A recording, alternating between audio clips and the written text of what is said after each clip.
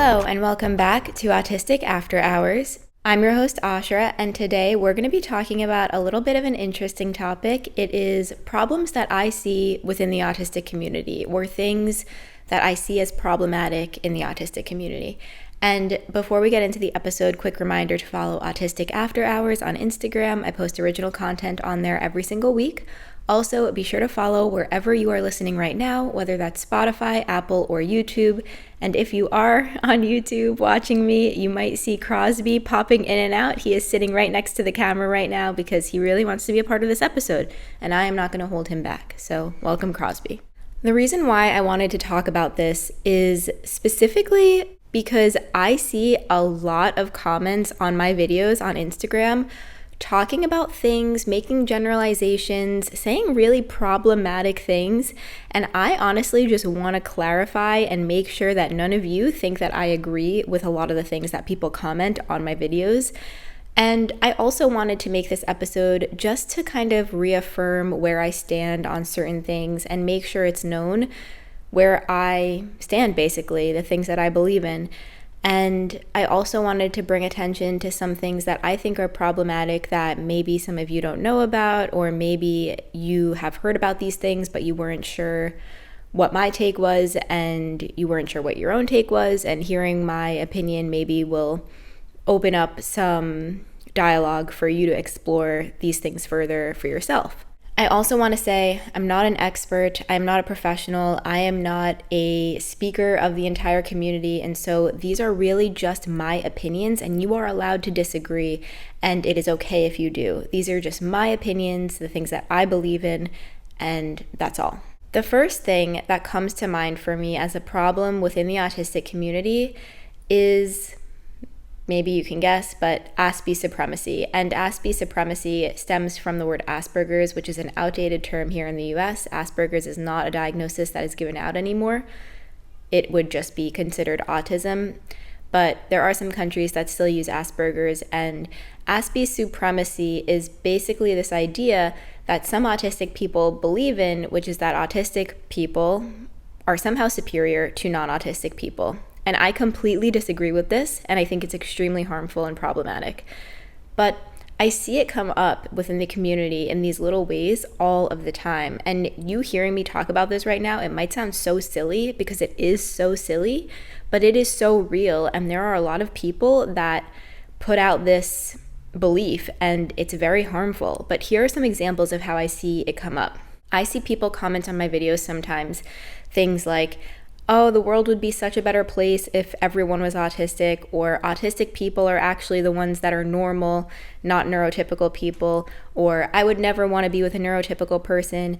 Really just these generalizations about how autistic people are great and non-autistic people are bad. And it's honestly so hypocritical, because the entire point of the neurodiversity movement is to be inclusive of all neurotypes, to not make stigmatized generalizations about entire groups of people just because of their neurotype. To say that an entire group of people is bad or good or anything simply because of their neurotype, it's so ignorant and it's so nonsensical.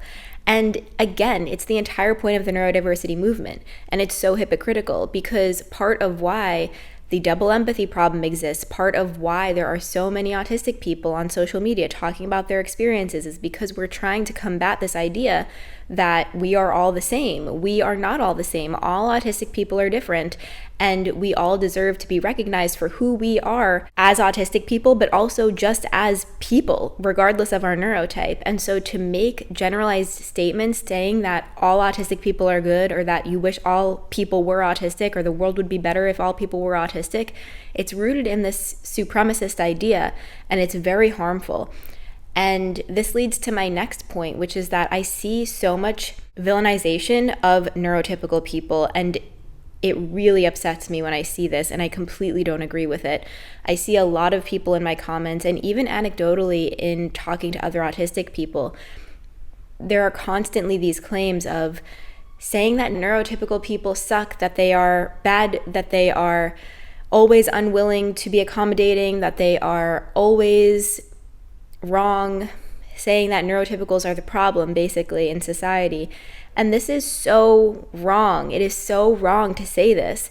And it is so not true. Again, here we are making generalizations about an entire group of people because of their neurotype. How do you not see the problem in that? It is so wrong. And I say all of this with sensitivity because I know that there are a lot of autistic people that have been bullied, that have been made to feel terrible about themselves because of neurotypical constructs of behavior in society, because of being pushed and forced to adhere to neurotypical standards. And so there's a lot of resentment for a lot of autistic people towards neurotypicals.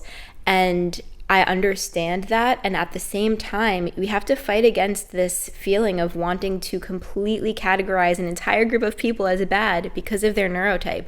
Just because you've had bad experiences with certain people does not mean that we need to discount an entire group and call them bad and put them underneath us because of their neurotype. It is wrong to do that. I personally have so many strong relationships with non-autistic people, with also neurotypical people. And my boyfriend does not identify as neurodivergent. I don't know if he will always feel that way. Maybe there will be a time when he figures out something about himself that he doesn't know right now. But at this point in time, he does not identify as neurodivergent. And we have an amazing, loving, caring, very accommodating, very supportive relationship. He is maybe the most supportive person, the most accommodating person I've ever met. And he is not autistic. So I really just want to move away from this tendency to villainize neurotypicals. I see it all the time, and it is very problematic. It's very harmful. It's wrong. It's mean, and it's hypocritical, and it's not necessary, and it's not true. The next thing I want to talk about is I see a lot of infantilization of autistic people, very often autistic men in the community, by other autistic people or non-autistic people. And what I mean by this is most specifically when it comes to not having autistic people take accountability for their wrongdoings or for their problematic views or for their inappropriate behaviors. And of course, again, I say this with sensitivity. I am not talking about instances where maybe there's a person that is not able to take responsibility or not able to be held accountable for whatever thing, for whatever reason. There are instances where that is the case.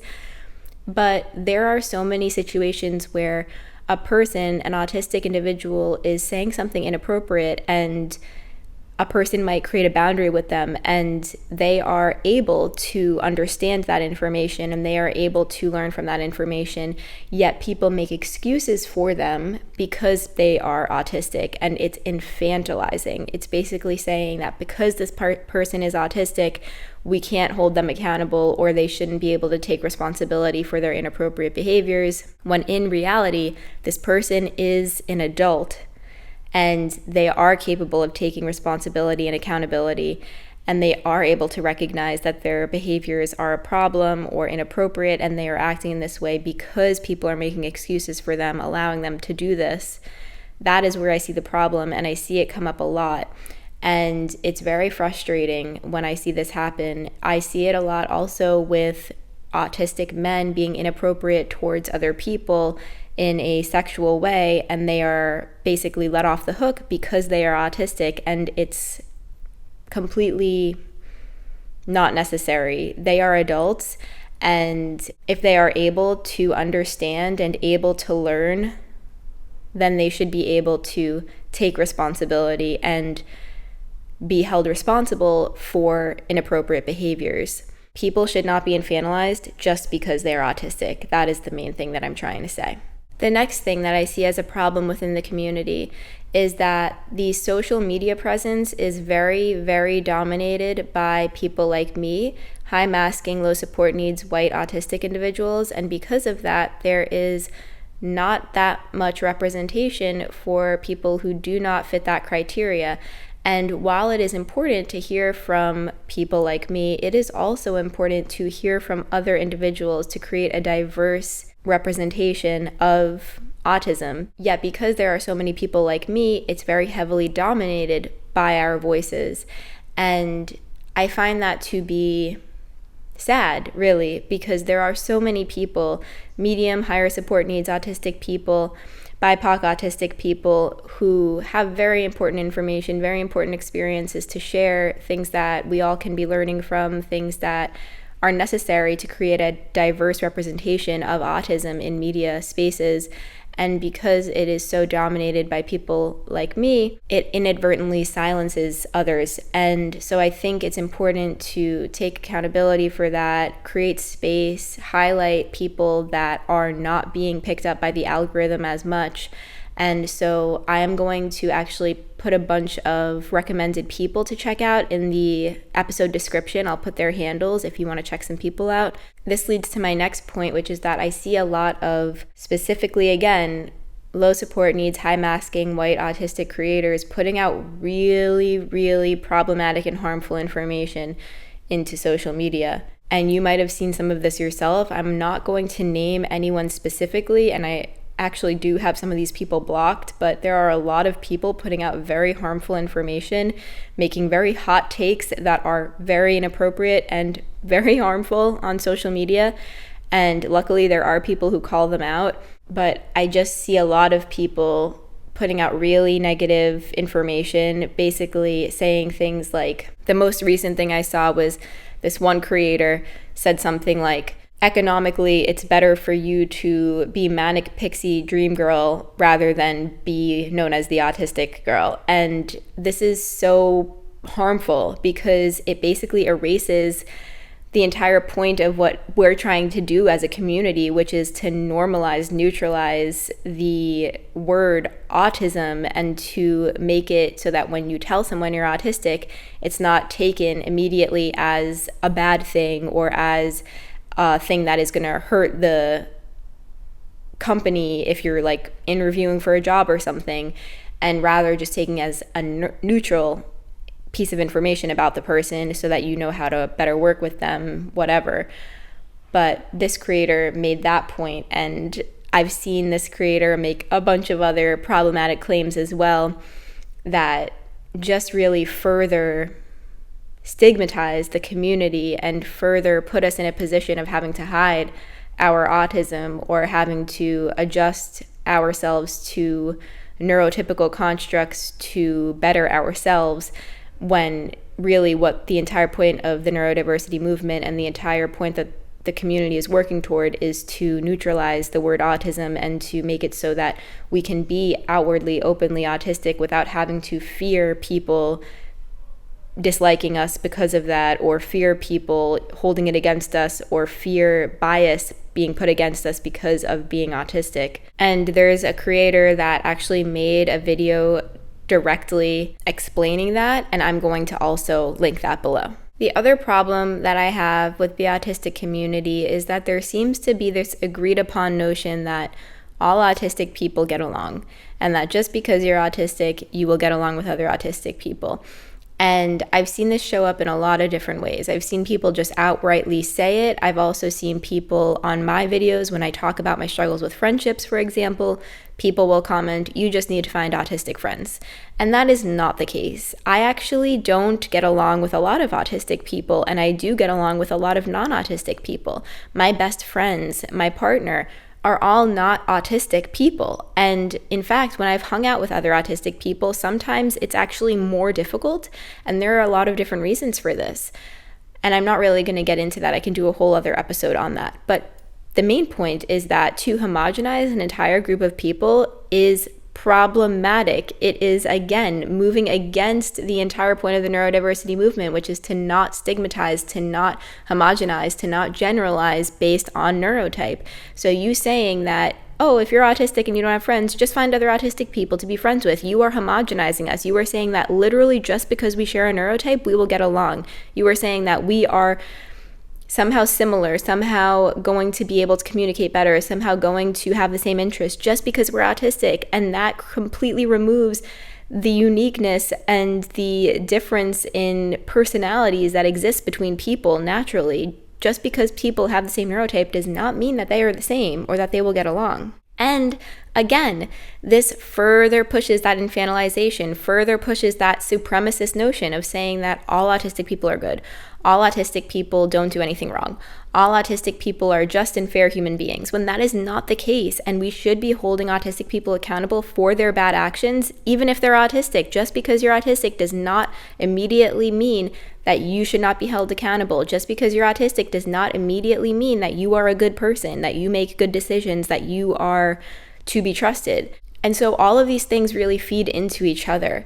But ultimately, it's this idea that autistic people are somehow superior to others, that neurotypical people are bad, that all autistic people make good decisions and are good people, and that all autistic people get along.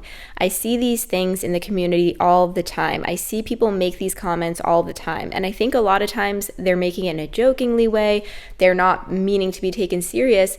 But at the same time, when there are so many people saying these things, it kind of gains traction and people start to believe it, and it's not true, it's harmful. And I encourage you to not make these comments, that somehow put autistic people above other people, to not make comments that infantilize or give autistic people an out to not take responsibility for their poor decisions or inappropriate behaviors, and also to not blame neurotypicals for everything. I also encourage you to try your best to highlight people that are not gaining traction in media, people that are not like myself, white, low support needs, high masking autistic people.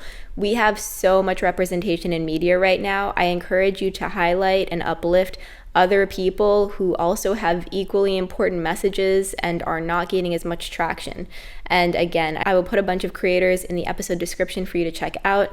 I also just want to reaffirm that I love being part of the autistic community. I'm so grateful to be a part of this community, and I'm so grateful that you're here. I don't mean this podcast to be, directly calling people out or, really shaming the community. I just mean that it's important for the community's strength and to continue the main movement and the message of this community to be inclusive, to be accepting of all neurotypes, to be creating a more diverse and inclusive space for everybody, and to be highlighting representation for all autistic people.